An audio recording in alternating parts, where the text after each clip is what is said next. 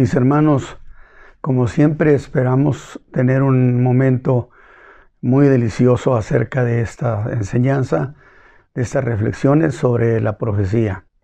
Envío un saludo a todos mis hermanos de la congregación El Camino de la Fe y esperamos que ustedes sean edificados con lo que aquí habremos de plantear. También a nuestros hermanos amigos del auditorio, yo espero que esto sirva para construir su fe, porque son cuestiones muy interesantes acerca de la profecía, donde hemos dicho que al final de cuentas, profecía pues no es más que historia, solo que escrita con anticipación, con mucha anticipación. Y en ese sentido es que la historia podemos entenderla desde el punto de vista histórico. Muy bien, yo espero que en esta ocasión podamos ver algunas cuestiones que no nos conviene dejarlas por ahí olvidadas en un rincón de la historia, sino sacarlas a la luz, verlas, porque tienen un gran significado. No olvide usted que la iglesia de Tiatira, aunque ya vamos rumbo a la iglesia de Sardis, la iglesia de Tiatira era aquella iglesia de muchas buenas obras, excelentes, y que ciertamente Tiatira representaba la iglesia local de ese tiempo, pero al mismo tiempo se escalaba para que representara a la iglesia medieval, a ese tiempo del medievo, de un periodo aproximado de 1000 años. Muy bien, mis hermanos, pues entonces continuamos y yo espero que usted esté muy atento, que durante la semana usted reflexione, analice, pregunte, porque es la manera más eficiente de avanzar en el conocimiento. He dicho que el libro de Apocalipsis en realidad es un libro de la segunda venida de Cristo. Y que no solo eso, sino que además de la segunda venida de Cristo y sus consecuencias por esa venida. Y dice el versículo 7 del capítulo 1, he aquí que viene con las nubes, y todo ojo le verá, y los que le traspasaron, y todos los linajes de la tierra se lamentarán sobre él. Y luego dice el versículo, así sea, amén. Y nosotros decimos también que así sea. Ven, Señor Jesús. Muy bien, mis hermanos, pues entonces entramos en materia.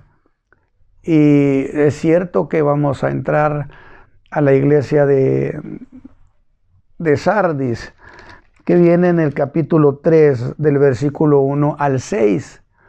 Y lo voy a citar, aunque no entremos del todo a esta carta de la iglesia de Sardis, porque quiero plantearles algunas cuestiones también que me parecen muy valederas. Y escribe al ángel de la iglesia en Sardis, el que tiene los 7 espíritus de Dios y las 7 estrellas, dice estas cosas. Yo conozco tus obras, que tienes nombre, que vives y estás muerta. Sé vigilante y confirma las obras que están por morir, porque no he hallado las obras perfectas delante de Dios. Acuérdate pues de lo que has recibido y has oído, y guárdalo y arrepiéntete. Y si no velares, vendré a ti como ladrón, y no sabrás en qué hora vendré a ti. O sea, será una sorpresa. Mas tienes unas pocas personas en Sardis que no han ensuciado sus vestiduras. La tesis de que en todas las épocas de la iglesia siempre ha habido vencedores.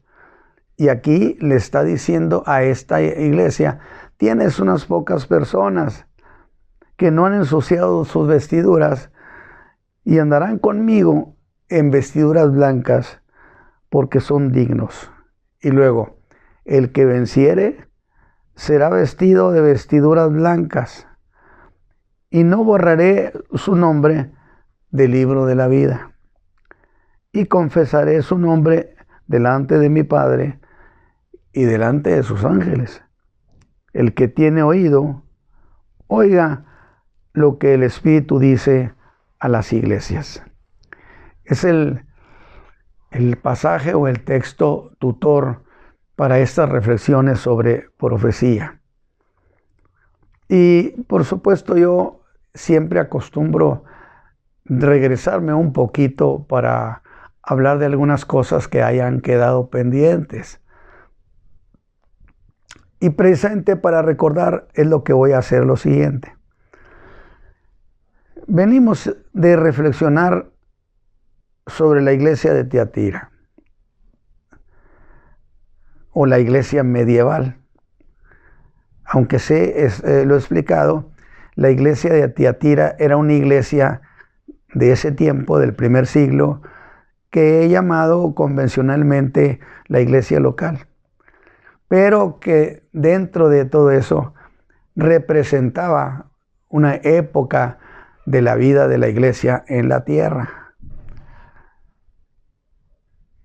Y ese tiempo que representa la iglesia medieval es un tiempo que está en ese periodo entre el año 476 y 1453, que el Señor llamó para la iglesia la época de las buenas obras. Entonces, grave es esto: la iglesia de Tiatira, la iglesia de las buenas obras, muchas. Y si esto lo dimensionamos precisamente a la época medieval, sería una época de muy buenas obras y muchas buenas obras. Entonces tenemos esa idea pendiente. Y voy a enfocar pues también qué cosas son esas buenas obras de la época medieval, de la iglesia medieval.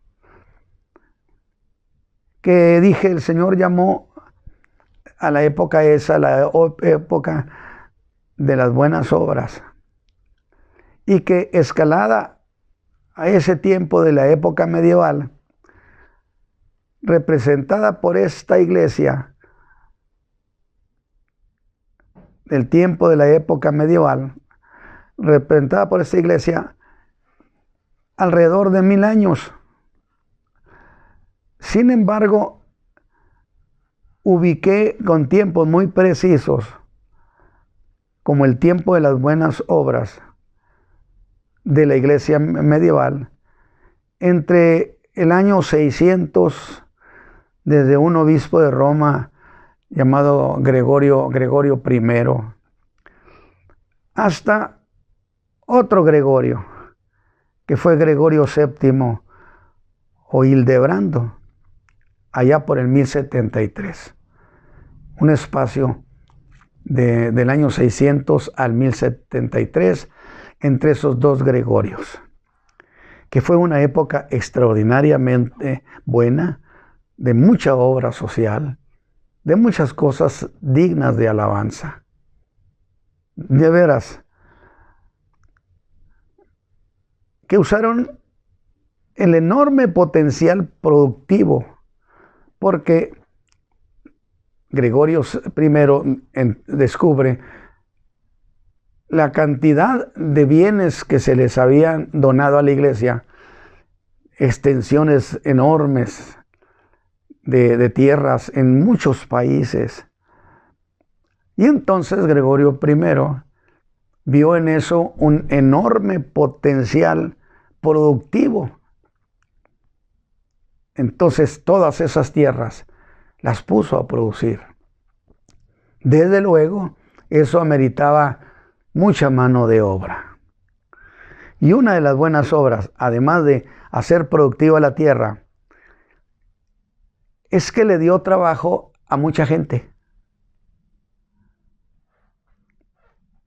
A mucha gente Y eso implica que había una condición económica saludable, o por lo menos suficiente. Por eso hemos dicho la época de las buenas obras. Las hicieron productivas y dieron trabajo a mucha gente. Pero no solamente eso hacía con la gran cantidad de recursos que esa producción representaba, los ingresos, sino cuando sabía de algunos que estaban cautivos, ellos, la iglesia, pagaba el rescate por esos cautivos, por esos siervos. Y definitivamente esa es redención social. Excelente, excelente obra. Por eso hemos dicho, ve a la iglesia de Tiatira, la iglesia que el Señor dijo de muy buenas obras. Dimensionándola entonces a la época medieval, es una época de muy buenas obras. Esa es la analogía que he estado yo haciendo. Pero no solamente hacía eso, pagaba a los soldados, pagaba al ejército. Porque aquí hay un detalle interesante. Justo cuando la iglesia iba para arriba en términos económicos, de progreso y de fuerza política religiosa, al mismo tiempo el imperio romano iba disminuyéndose en términos de capacidad económica principalmente. Y eso incitaba a las rebeliones. Porque el imperio romano en ese tiempo ya se veía incapaz de pagar al ejército. Por eso yo dije, el que paga manda.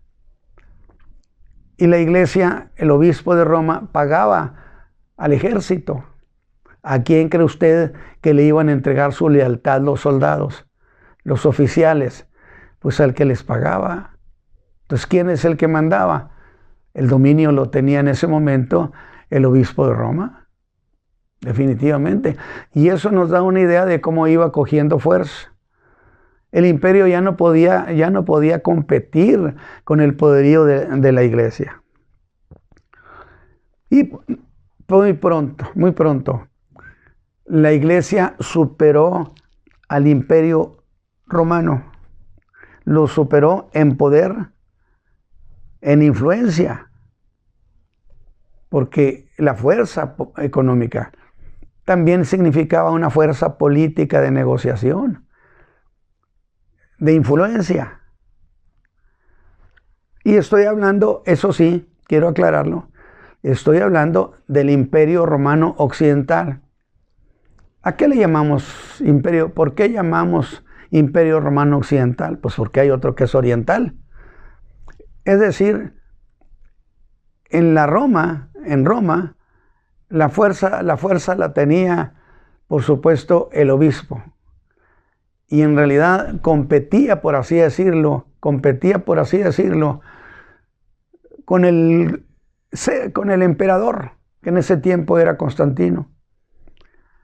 Y Constantino hace lo siguiente: no quiere entrar en conflicto con el obispo de Roma, y entonces se va a Constantinopla, que viene siendo Estambul, que viene estando en Turquía, y entonces construye la ciudad llamada Constantinopla en honor a Constantino. Y esa es la capital del Imperio Romano en el Oriente. Entonces, propiamente estamos viendo una división. En el occidente, el obispo de Roma, donde la iglesia tenía predominio.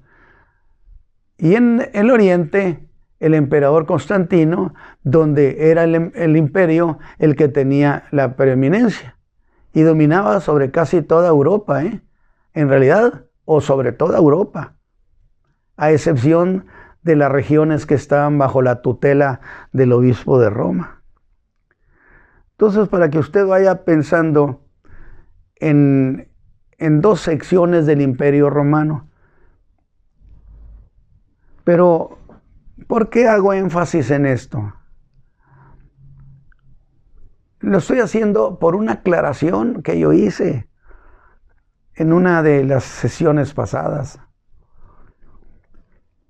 donde cité el capítulo 13 de Apocalipsis, versículo 3,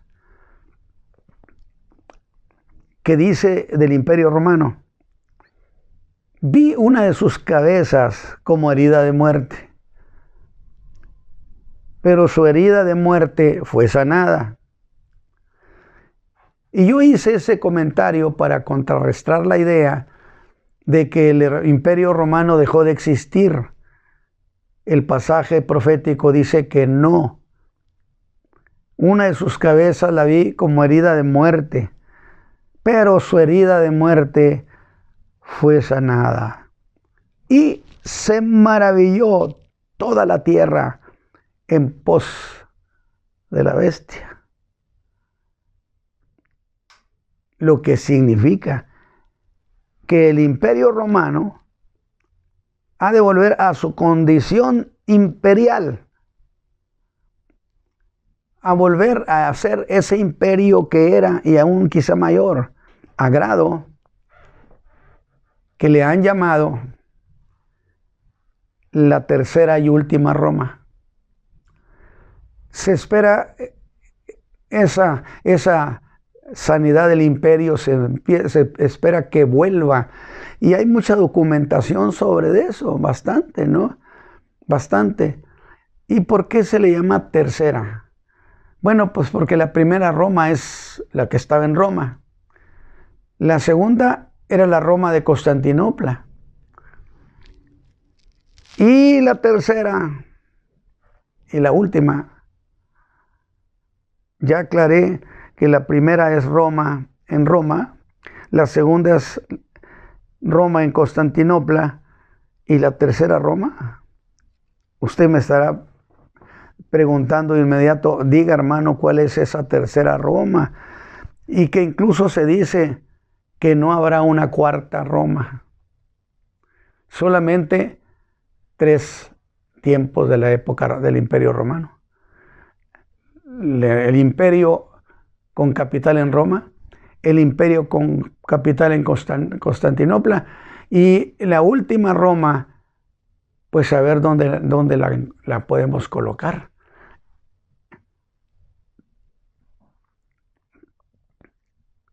Eso lo vamos a ver luego. Pero es muy significativo este pasaje del capítulo 13, versículo 3, porque deja muy claro, pero muy claro, primero, que el Imperio Romano jamás se murió. O dice que se murió. Dice que lo hirieron de muerte, pero que luego su herida sanó. Luego entonces pues no se murió. Primera cosa, el imperio jamás murió. Lo que significa que jamás dejó de existir. Que el Imperio Romano sigue existiendo el día de hoy. Eso es lo interesante. Usted dice: ¿y dónde está el Imperio Romano? ¿Sí? Jamás dejó de existir. Solo fue herido de muerte. Segundo, que son los muertos, o que los muertos no sanan. Los muertos, para volver a la vida, necesitan resucitar. Pero el Imperio Romano no resucitó, porque no se murió. Fue herido de muerte. Fue herido, y la herida fue gravísima, gravísima. Sin embargo, llegó un tiempo cuando su herida fue sanada. Qué interesante este detalle. Entonces, por un lado dije que esa Edad Media es la época de la iglesia medieval. Ahora, vaya conmigo, hermano, para que pueda asimilar bien este detalle. A estas fechas, ahora déjeme hacer una aclaración. Algunos me dicen: ¿por qué habla tanto de historia? porque la vida de la iglesia es una historia, la profecía es historia, pues tengo que hablar de historia. Tenemos que aterrizarla en la tierra, entre los países, y decir, mira, aquí está esto. Y entonces dije que el Imperio Romano está vivo, muy grave, muy herido, ciertamente, muy debilitado. Sin embargo, habrá de sanarlo, lo que significa que volverán esos tiempos imperiales de la vieja Roma. Ahora, a estas fechas de las que he estado hablando, el imperio se había debilitado mucho, mientras que, por otro lado, la iglesia se fortaleció en poder económico, político, y es en esa coyuntura histórica donde incluso nacieron las famosas cruzadas. Es que la Edad Media está llena de tiempos extraordinarios. Muchas cosas sucedieron en la Edad Media, bastante. Claro, no voy a tener el tiempo como para hablar de todas ellas, mencionaré algunas. Y en ese tiempo del poder económico de la iglesia nacen las cruzadas, financiadas por el obispo de Roma. Eso le da una idea del poder que tenía la iglesia, que tenía el obispo de Roma, que administraba todos esos bienes. De tal manera que lanzaron esas cruzadas, que fueron más o menos desde el año 1092 hasta 1492. Allá por la época cuando estaban llegando los españoles aquí a este continente, dijeron que habían descubierto América. Bueno. Yo creo que estaba descubierta porque había gente aquí. Pero bueno, por razones de geopolítica, por razones de esas, se dice que la descubrieron.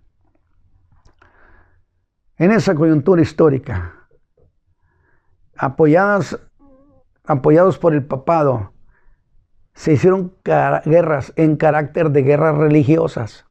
Eso es lo que le digo. Guerras en carácter religioso.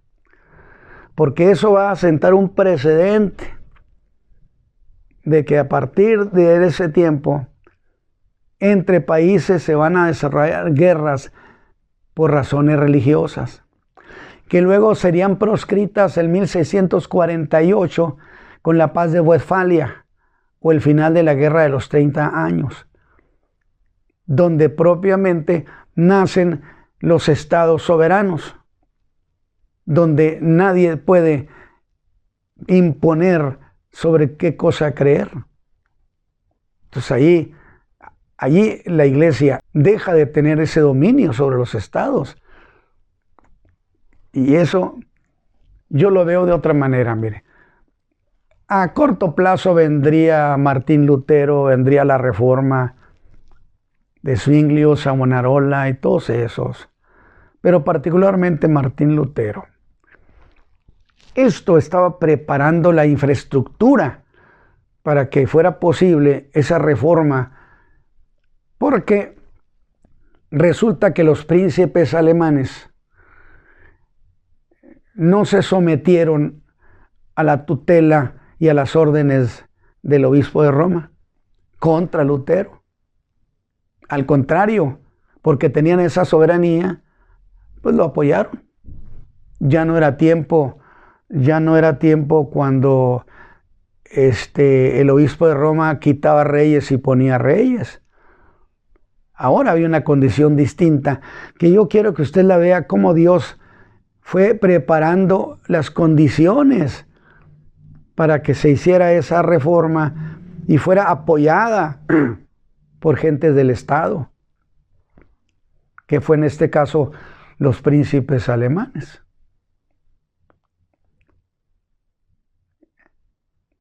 Y esas guerras de las cruzadas, apoyadas por el obispo de Roma, supuestamente era para rescatar a Jerusalén, ¿sí?, de la mano de los sarracenos. Y sí quiero hacer una precisión, porque conviene tener cierta idea más o menos de las cosas. ¿A quiénes le llamaban los sarracenos? Era para hablar de los árabes en exclusiva, de los hijos de Ismael, que dominaban y conquistaban con una bravura, pues como Dios le dijo a Abraham acerca de Ismael: él será hombre fiero, la mano de él contra todos y todos contra él. Y esa profecía se cumplió en la beligerancia de los descendientes de Ismael, que es el mundo árabe, particularmente del Sahara. Mientras que es distinto al hablar de sarracenos, estamos hablando de esa gente, mientras que cuando hablamos del Islam, estamos hablando del concepto religioso, que allí fue Mahoma el que da origen a esta forma de religión, que es el Islam, a partir del año 600 después de Cristo. Qué interesante, entonces coincidía con la época medieval. Por eso yo quiero que usted observe, mire lo que estaba pasando en Europa, en la iglesia medieval, sí, pero vea lo que estaba pasando en el Oriente. Se levantan los hijos de Ismael con el Islam, que era el concepto religioso. Los sarracenos eran exclusivamente los descendientes de Ismael, eran los árabes, y musulmán es aquel que, aunque no sea árabe, acepta la religión del Islam. Esas son las diferencias. Lo distinto el sarraceno, el musulmán, y estos son creyentes del Islam, de la religión de Mahoma, que él estableció. Y entonces ellos habían conquistado Jerusalén en esa época, la tenían los sarracenos. Y entonces las cruzadas se hicieron supuestamente para reconquistar Jerusalén para el cristianismo. En su momento estaré dando una idea sobre esto. Pero esas guerras fueron proscritas, dije, en la llamada Paz de Westfalia, de la que ya habíamos hablado, ahí por el 1648, que también se reconoce como el fin de las guerras de los 30 años. Pero eso es por un lado las cosas que estaban sucediendo en la Edad Media. Por eso dije, mire qué coincidencia. El año 600 la iglesia coge fuerza, la iglesia de Roma coge mucha fuerza económica, política, militar. Y por otro lado, los hijos de Abraham, los hijos de Ismael, estaban levantándose a nombre del Islam, de la religión de Mahoma. Y estos habían hecho conquistas bastante interesantes. Toda la península arábiga, toda la zona de la tierra de Canaán, el Oriente Medio, Siria. Se estarían lanzando para el mundo entero, porque ellos tenían esa idea, al mundo entero. Y esto, si usted lo quiere ver en perspectiva, habría de significar conflicto para el cristianismo.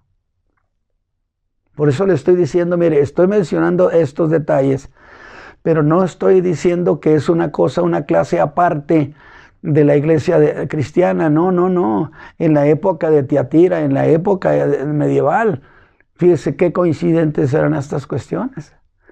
¿No le parece?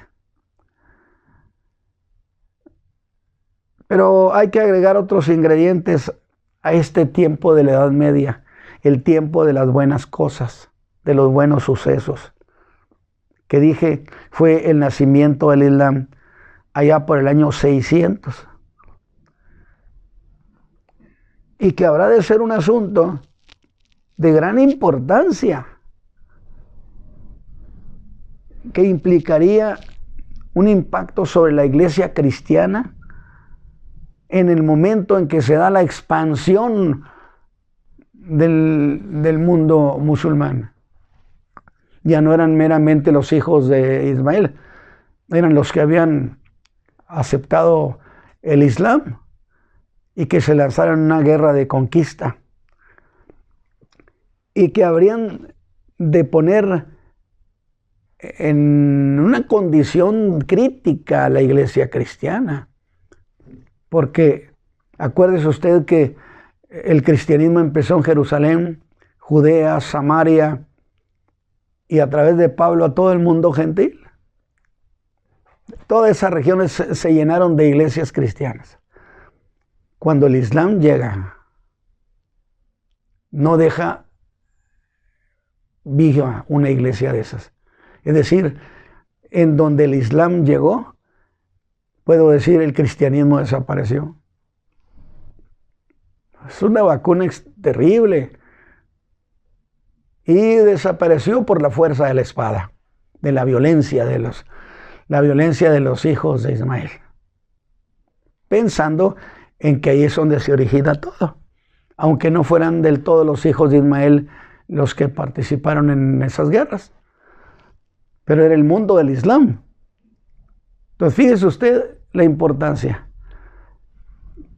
Empieza a fortalecerse la iglesia de la época medieval, representada en el obispo de Roma, política, económica y militarmente. Por otro lado, el Islam, el mundo musulmán se habrá de echar encima y conquistar el Asia Menor, todo lo que hoy es Turquía. Habrán de conquistar Constantinopla. Acuérdese usted de aquel líder como sultán, ¿verdad? Mehmed, que fue el que en 1453 tomó la ciudad de Constantinopla, que había sido un baluarte imposible de tomar. Y ahí quiero que lleve usted a otro punto, Fíjese bien, porque es que todas las cosas que les cuento no son cosas a capricho. Tienen una razón de contexto histórico. Se habría de reclamar, y se ha reclamado y se reclama, que la capital de la Tercera Roma debería estar en Constantinopla. ¿Por qué? Pues porque el Islam conquistó Constantinopla. ¿Qué le parece? Entonces, son cosas que hay que tener en cuenta. No podemos ignorarlas. Si queremos entender muchas cosas de la profecía y de la historia. ¿Sí? Pero volvamos.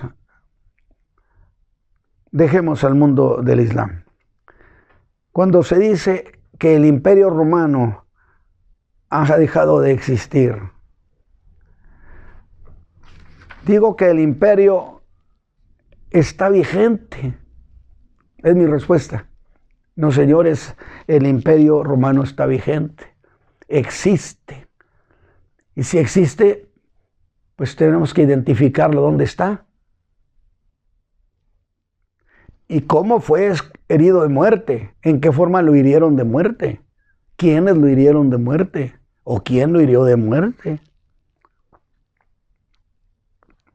Y yo digo que el Imperio Romano está vigente porque lo explica la misma profecía, particularmente en aquella extraordinaria imagen que soñó Nabucodonosor.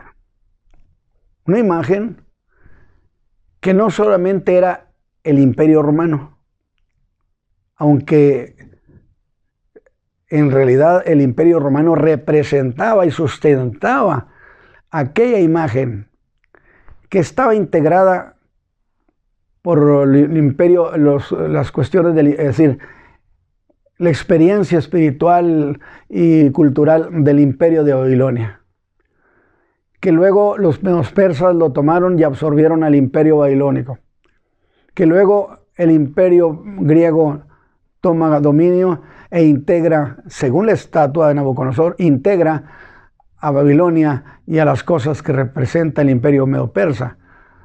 Y luego viene el Imperio Romano, que las toma a todos. Y entonces Roma representa a todos esos imperios. Para que veamos esto. Digo, porque la estatua que se destruyó estaba representada Babilonia, está representada Medo-Persa, y estaban los griegos, y estaba Roma. Entonces, si golpeó esa imagen y la destruyó, pues es porque existe toda la esencia, el contenido espiritual y cultural de todos esos imperios. Los juntó, los suma, y ese es el Imperio Romano. Usted me va a decir, ¿pero cómo? Pues vea la estatua. En la estatua están todos los imperios. O sea, todos los imperios encabezados ahora por la estatua de hierro, las piernas de hierro, que es el imperio romano. ¿Vamos bien hasta ahí? Ahora, las piernas de hierro sostienen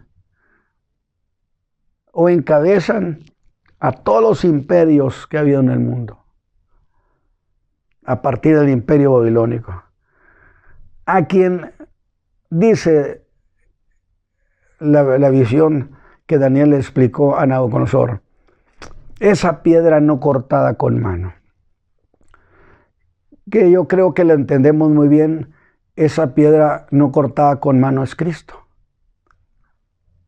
que vendrá y golpeará sobre los imperios, destruirá esa imagen, acabará con los imperios y los hará polvo.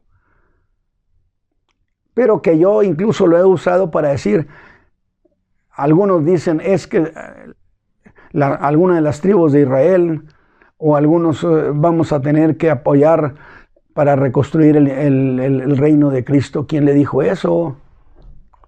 Pues mi Biblia dice que es la piedra cortada con mano la que vino y golpeó y los hizo polvo, y luego ella se convirtió en un imperio que no tiene fin. Es decir, es Cristo mismo el que habrá de hacer todo eso y establecer su reino. Digo, para que nadie se apunte ahí como si le estuviera salvando el reino a Cristo. Él es el que lo establece.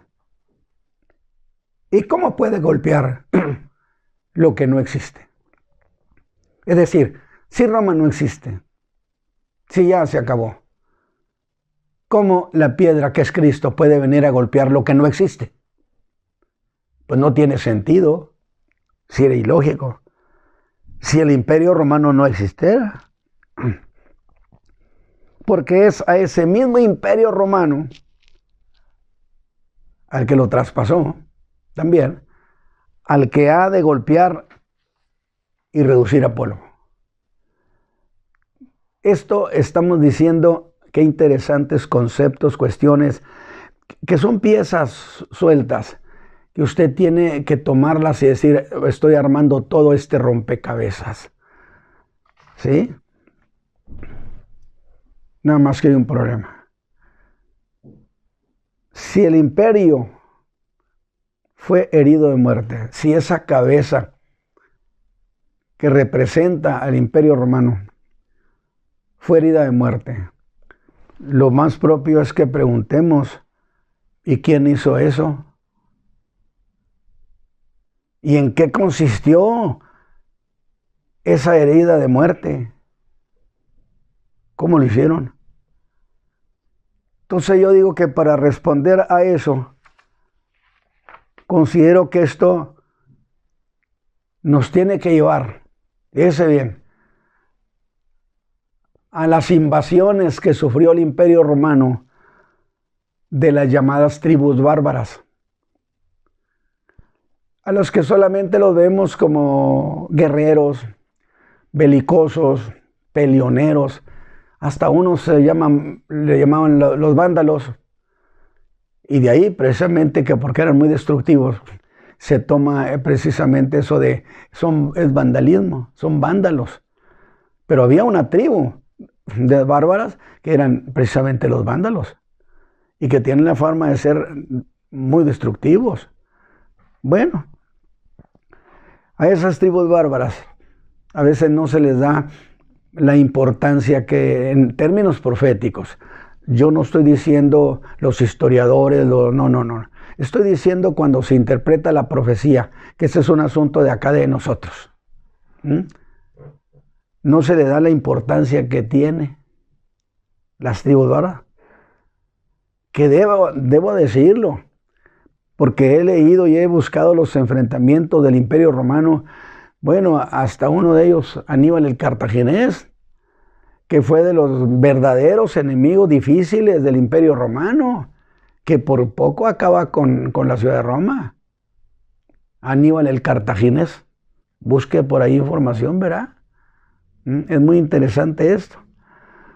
Pero los tribus bárbaras, le puedo decir que es una idea generalizada de los historiadores, que fueron los enemigos más formidables que jamás había tenido el Imperio Romano.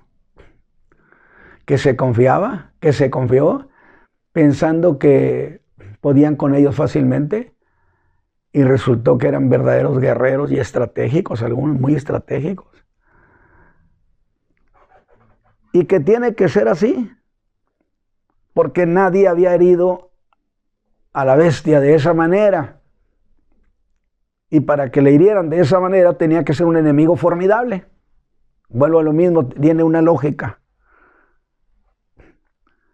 Porque esa herida, jamás nadie había herido al imperio de esa manera. Entonces, ponemos nuestra atención en las tribus bárbaras. Y le voy a decir algo muy significativo. Que estas tribus bárbaras, escúchenme bien, todas ellas procedían de la Germania. O sea, lo que hoy se llama Alemania. Todas las tribus bárbaras vendían de esas regiones del norte, de la Germania, de Alemania. Pueblos belicosos, difíciles, duros. Y en realidad son 10 en las que se representan principalmente todas esas tribus. Había muchas, pero los historiadores mencionan 10 como las más representativas. ¿Cuántas dije? 10. Mire qué interesante. Número 10 en la numerología bíblica es valor completo. 10 mandamientos. Si hubiera 10 justos en Sodoma y Gomorra, perdonaría a las ciudades de la comarca. El 10. Bueno, que nada tiene que ver con otro tipo de numerología astrológica. Para nada, no, para nada. Los números no tienen poder, el poder lo tiene el Dios de los números. Digo, nada de que el 3, que el 4 y que el 5, no. Los números no tienen poder. Poder le atribuyen en la astrología, mas no en el concepto bíblico, pero se usa el concepto numerológico en la Biblia también. Nada más que hay que hacer separación. ¿Le parece acordarse de algo ahora que estoy diciendo de esos 10? Fíjese que Apocalipsis 17:12 dice, y los cuernos que has visto son 10 reyes que aún no han recibido reino. Y usted me va a decir, ¿en qué está pensando usted, hermano Ramos, con eso de los 10? En esas 10 tribus bárbaras de Germania. Entonces le voy a pedir, porque puede decir que el hermano Ramos está diciendo, mire qué interesante, estos 10 tribus bárbaras representativas y muy importantes que hirieron al Imperio Romano, están representando a esos 10 reinos que apoyarán a la bestia. No estoy diciendo que sí ni que no, pero no me gusta especular, porque sería especulativo si yo afirmo una cosa u otra. Y le voy a pedir entonces, ya que he tocado este punto de esta manera, que aprenda usted esta regla de la interpretación de la profecía, que la digo a mi manera, que en cuestiones de profecía no se puede ser dogmático. No se puede decir categóricamente, he descubierto que es esto. ¿Por qué? Por una razón. Porque cuando se da el cumplimiento de una profecía, de la que se ha dicho mucho, de la que se ha especulado, de la que se ha dicho va a ser esto y esto, ¿sí? Siempre resulta una sorpresa, que no es del todo como lo habíamos dicho. Al cumplirse la profecía, siempre es una sorpresa. Le voy a dar un ejemplo. La Biblia dice, he aquí tu rey viene en un asnito.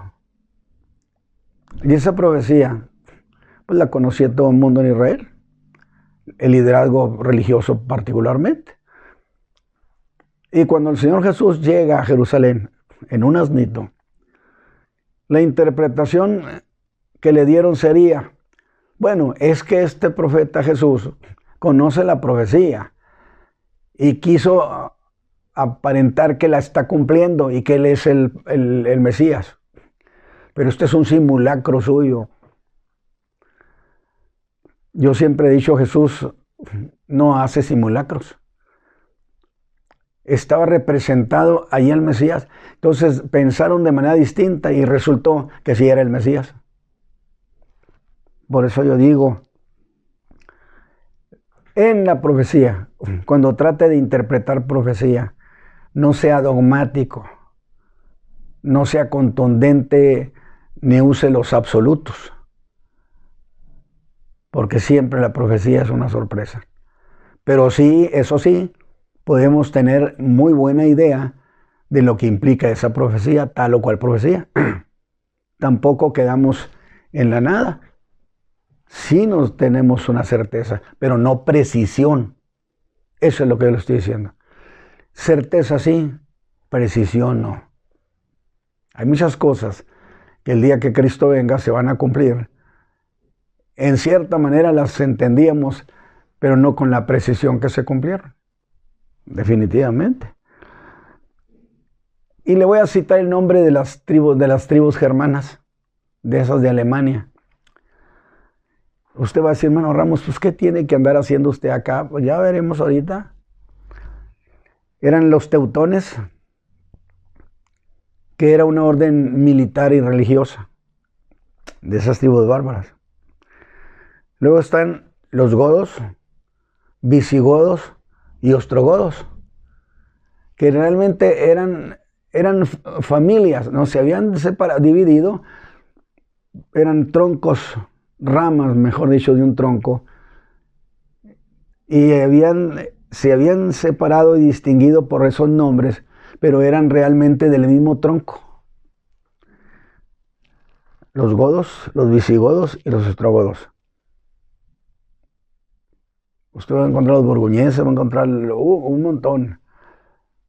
Estos, al parecer, se quedaron en España e Italia.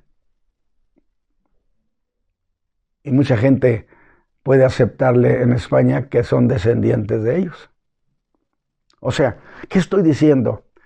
¿Es que esas tribus bárbaras no vinieron, golpearon y se fueron a su tierra? No. Se asentaron ahí y se convirtieron en naciones. Eso es lo que les estoy diciendo.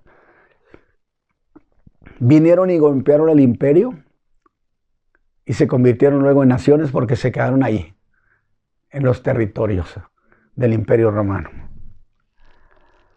Vienen luego los sajones, que estaban confederados con la tribu anglo, y de allí viene lo de anglosajón, particularmente en la región de Inglaterra, más otras naciones que están cercanas a Inglaterra. Los suevos y los celtas en Bélgica, Francia y Suiza. los vándalos en Alemania y en Polonia. Y luego los últimos, los érulos, donde es muy importante uno de los reyes de los érulos, que eran precisamente Odoacro. Pero aquí vendría una pregunta muy propia, si usted me la hiciera. Hermano Ramos, ¿qué sentido tiene que usted haya mencionado a todas esas tribus bárbaras? No estamos en una clase de historia, dirían. Nos interesa la profecía, hermano Ramos. ¿Sabe qué? Pues de profecía le estoy hablando. Esa es la cuestión. Y le voy a decir por qué y se la voy a justificar. ¿Por qué menciona a estas tribus bárbaras? Por esta razón. Esas tribus vinieron, atacaron a Roma, tuvieron la victoria y se integraron al territorio de Roma, de la Roma imperial. Dije, ahí se quedaron y de ellas nacieron naciones, que son naciones de la Europa que tenemos de nuestro tiempo, Europa occidental y Europa central. Fíjese, qué interesante, se vació esas migraciones, se vaciaron sobre el imperio, los vencieron, le quitaron el poder que Roma tenía. Creo que eso es una herida bastante grave, porque Roma no tendría con qué sobrevivir, porque le habían quitado todo. Nadie le había hecho a Roma lo que le hicieron las tribus bárbaras. Pero entonces, ¿cuál es el asunto? Es que esas tribus se integraron al territorio de la Roma imperial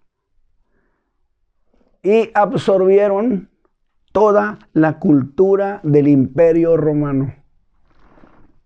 Haga de cuenta, se convirtieron en romanos en cuanto a cultura, en entendimiento, en toda esa filosofía del imperio romano. ¿A que no iban a sepultar al imperio romano? ¿No lo iban a llevar a sepultar? No, todavía no lo sepultan, es que no se ha muerto. ¿Y entendió entonces el por qué hice esta digresión?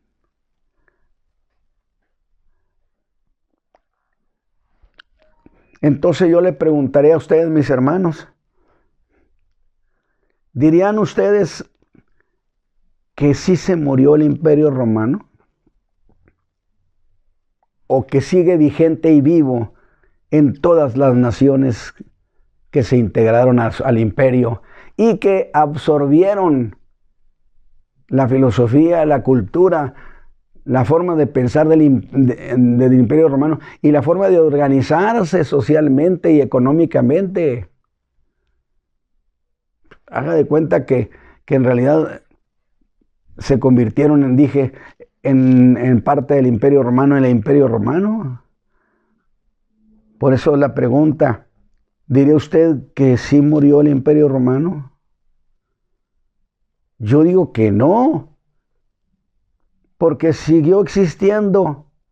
¿Dónde, hermano? En las naciones que nacieron de esas tribus bárbaras, que se convirtieron en naciones de la Europa occidental y de la Europa central. ¿Qué le parece la lección de la historia?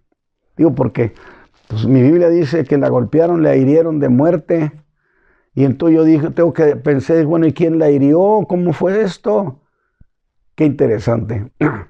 El enemigo más formidable del imperio romano fue precisamente las tribus bárbaras. Y nadie había hecho contra ellos lo que hicieron las tribus bárbaras. Por eso cité ni siquiera Aníbal el cartaginés, que era un ejército formidable. Ni siquiera ellos pudieron.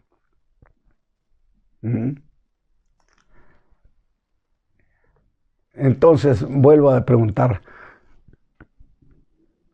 ¿Diría usted que se murió el Imperio Romano o que sigue vivo? Muy, muy golpeado, muy debilucho como imperio, pero existiendo en las naciones que nacieron de esas tribus bárbaras, que se convirtieron en naciones de la Europa occidental y de la Europa central. A mí me parece extraordinario, porque yo siempre digo, bueno, ¿cómo le dieron el golpe? ¿Quién le dio el golpe? ¿Cómo sucedió? Esa herida de muerte tiene que tener una interpretación. ¿En qué sentido? ¿En el económico, en el filosófico, en el cultural? ¿En el qué sentido le hirieron de muerte? ¿En su geografía? Pero entonces, si se integraron al Imperio Romano, ¿cómo es que lo hirieron de muerte?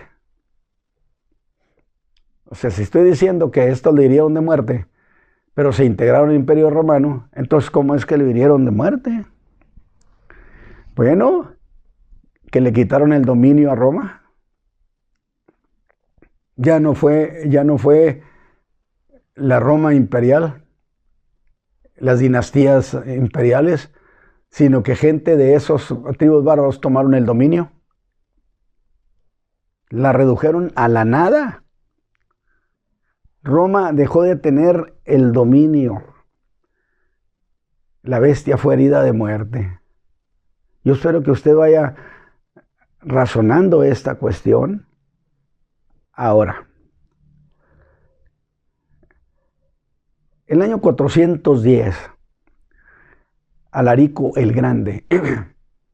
Alarico era hijo de uno de los oficiales muy significativos de Atila, rey de los hunos. O sea, tenía abolengo de guerrero. Alarico el Grande, siendo rey de los visigodos, entró y conquistó Roma, pero no la destruyó, la dejó con vida, solo la saqueó, que es allí donde entra la historia aquella de la ciudad de Dios, donde Agustín de Hipona decía que los cristianos lo perdieron todo, porque lloriqueaban mucho los cristianos, no, nos dejaron en la calle, perdimos todo. Y este hombre les pregunta, ¿perdieron acaso su fe? Porque si no perdieron su fe, luego no perdieron nada. Qué manera tan extraordinaria de razonar las cosas. Porque el cristianismo es razonable. No, no perdieron nada. Entonces, la saqueó, pero él buscaba integrarse al imperio. ¿Sí? Mientras me llevo todo lo que hay, pero yo quiero ser parte del imperio, que me acepten. No sucedió eso, no lo aceptaron. ¿Sí? Sin embargo,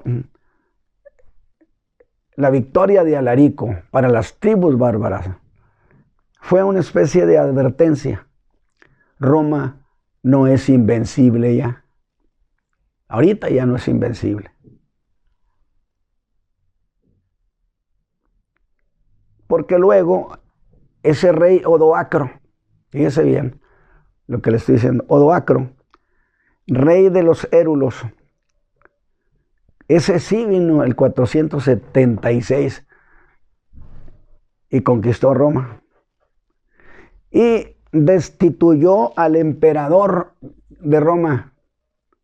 ¡Pum! Hasta ahí se acabó la dinastía de los emperadores de Roma. Este vino, lo destituyó.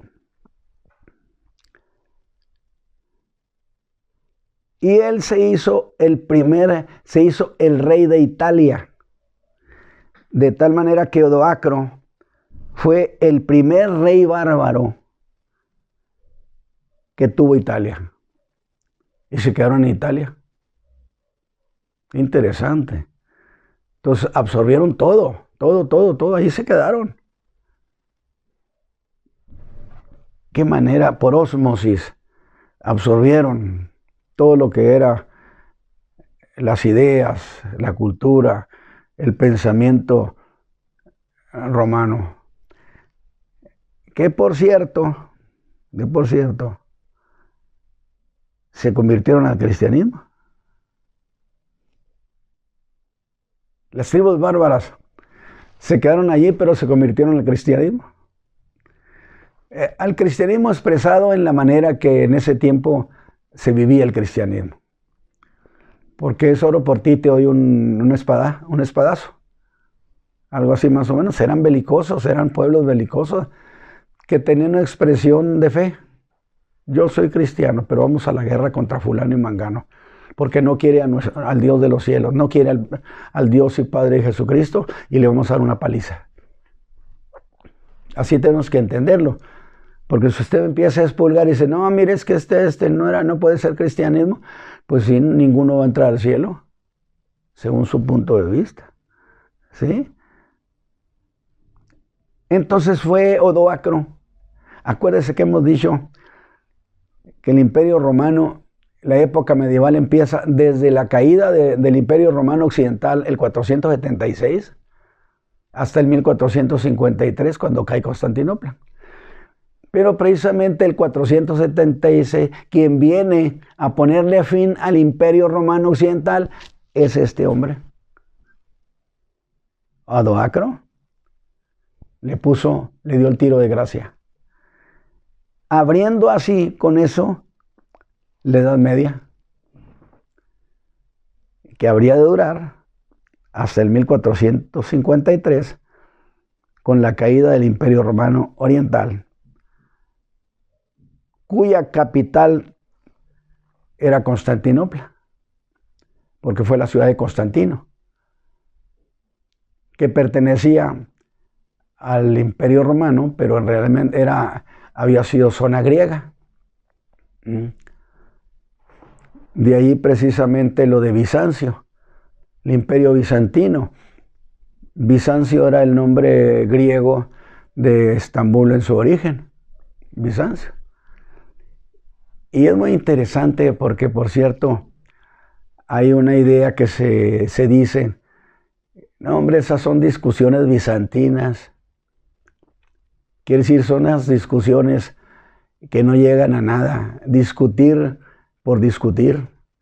Y es que se pasaban noches y noches enteras discutiendo, años discutiendo un punto. Hay una anécdota, pero yo no sé si darle crédito o tomarla como algo que a alguien se le ocurrió. Pero formalmente esa decía que discutían noches enteras y casi se daban de golpes, discutiendo cuántos ángeles cabrían en la punta de un alfiler. Discusión bizantina, que por supuesto Pablo, sin llamarlo así, dijo, deja esas vanas discusiones, porque no llevan a nada. Hay creyentes que les gusta mucho discutir del punto y la coma, de la A y la Z, hacerlo una discusión casi de vida o de muerte. Y la Escritura nos enseña a que ese tipo de charlas deben ser abandonadas, porque no llevan a ninguna cosa. Qué interesante la historia, ¿verdad? Yo digo. De tal manera que cuando cae Constantinopla en manos de Mehmed, el turco otomano, que cae el Imperio Romano Occidental, lo que hoy es Estambul, en el país de Turquía, y que esa capital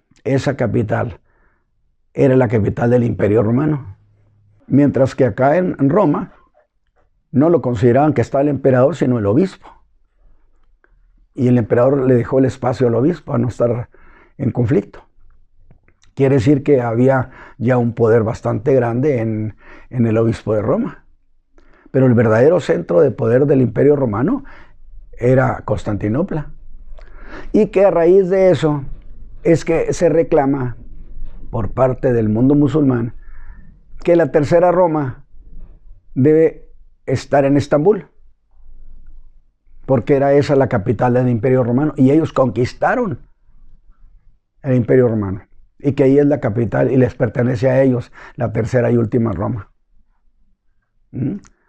Otros van a decir, y la veremos luego, que en Moscú. Alguien preguntó, ¿qué es Roma? Bueno, algunos dirían Roma es la chusma. Roma es el pueblo. Pero alguien más sofisticado dijo, Roma es una idea. Roma es un ideal. Lo que significa que la capital de la tercera Roma no necesariamente tiene que estar en Roma, la ciudad de Roma, sino que puede establecerse en cualquier ciudad que pertenecía al Imperio Romano. Usted va a decir, sí, pero acuérdese de las 7 colinas. Sí, ¿cómo no? Roma es la ciudad de las 7 colinas, Constantinopla también, Moscú también. Digo, serán montes pequeños, lo que usted quiera, pero son 7 en Moscú. ¿No le parece interesante esto? Interesante.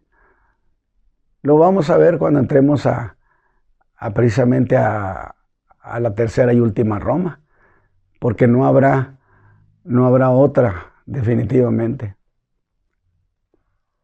Muy bien, pues yo creo que hemos avanzado bastante. No hay duda entonces que la Edad Media fue un tiempo cargado de sucesos, el tiempo de muchas obras, como era la iglesia de Tiatira. Pero estaban creándose al mismo tiempo condiciones, fíjese bien, para nuevos tiempos que habrían de venir, donde entraremos en Sardi, la época reformada. Lo que sucedió aquí va a servir de infraestructura para lo que va a pasar después. Porque en este tiempo de la Edad Media llegó un momento cuando el obispo de Roma pierde dominio sobre las naciones, sobre las ciudades, y se hacen autónomas, cosa que era necesaria para el trabajo de Martín Lutero. Por eso digo, hay que ver desde otra altura las cosas que suceden. Crearon condiciones. Por cierto, cuando estaba entrando el año 1000, miren, se espera el año 1000, se dio el mismo fenómeno que se da ahora cuando hay un fin de milenio. No, se va a acabar el mundo, o no, va a pasar esto. En ese tiempo se esperaba el fin del mundo y la venida de Cristo. Cristo siempre ha estado presente en la historia. Qué interesante, ¿verdad? Ahora, pero eso del regreso de Cristo animó a muchos cristianos del Imperio Romano a peregrinar a Jerusalén, porque pudiera ser que Cristo viniera en ese momento allí. Y había una ilusión muy grande.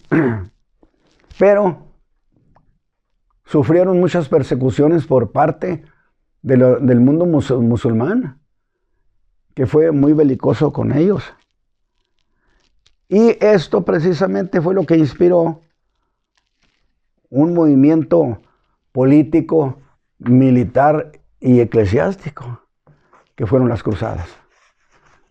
Yo no sé si el tiempo se nos ha terminado, pero vamos a seguir un poco más. Según esto de las cruzadas fue para rescatar a la Tierra Santa. Pero hay otro suceso más, que no le voy a dar mucho tiempo, solamente lo voy a mencionar, que fue un cisma que hubo entre la iglesia de Roma y la iglesia la iglesia de Occidente y la iglesia de Oriente, entre Roma y Estambul. Se hicieron discusiones entre la iglesia latina y la iglesia griega. Roma contra Constantinopla, que por cierto fue muy interesante, que un papa excomulga a otro líder de los ortodoxos de acá de la iglesia griega de Estambul, y el de Estambul lo excomulga a él. O sea, unas por otras. Casi se me acuerdo del pasquín de Francisco Villa, que sacaron pasquines los que vinieron persiguiendo a Valle Villa, John Pershing precisamente, héroe de la Primera Guerra Mundial, y el que lanzó folleto decía $5,000 por Francisco Villa. Busco a Francisco Villa. Y Villa hizo otro que decía, gringo, te busco a ti. Algo así muy parecido sucedió con eso de, digo, causa hilaridad, pero suceden tantas cosas interesantes. Y entonces se dio el problema de la discusión llamada sobre el filioque. ¿Qué es esto? Que giraba sobre la procedencia del Espíritu Santo. La iglesia de Roma, la iglesia latina, decía que el Espíritu Santo procedía del Padre y que también del Hijo. Porque el Padre enviaría, pero el Hijo dijo, yo enviaré al Espíritu Santo. Entonces hay una procedencia doble. Y fue la doctrina del filioque, apoyada en Juan 15:26.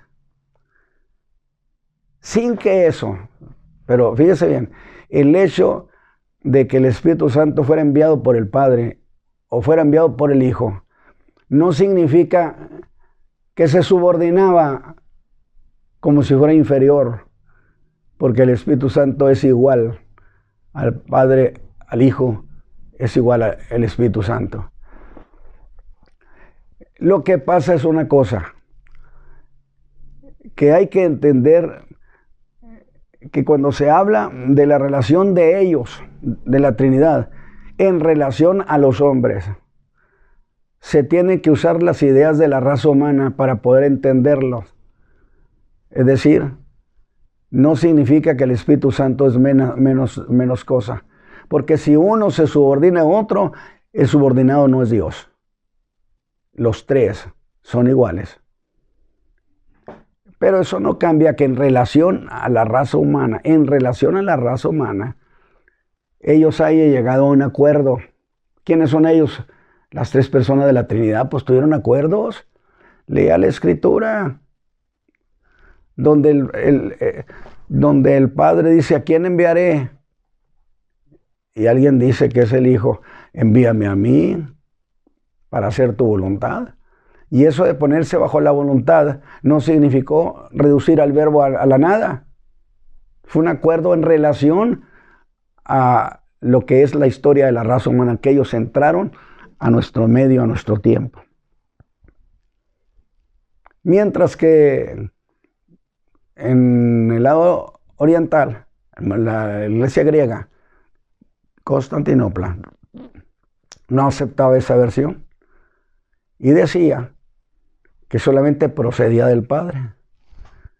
Y en ese desacuerdo se dividieron.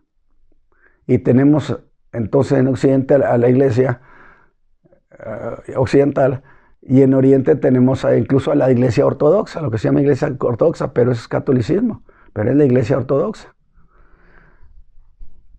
Por eso conviene mucho conocer la historia. Muy bien.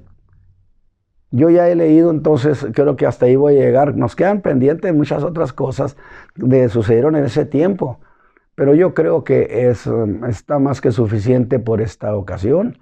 La próxima ocasión, pues estaremos ahora sí entrando a la iglesia de Sardis. Yo espero que usted haya sido ayudado, bendecido. Analice, razone estas cuestiones. Padre eterno, yo te ruego que las cosas que he enseñado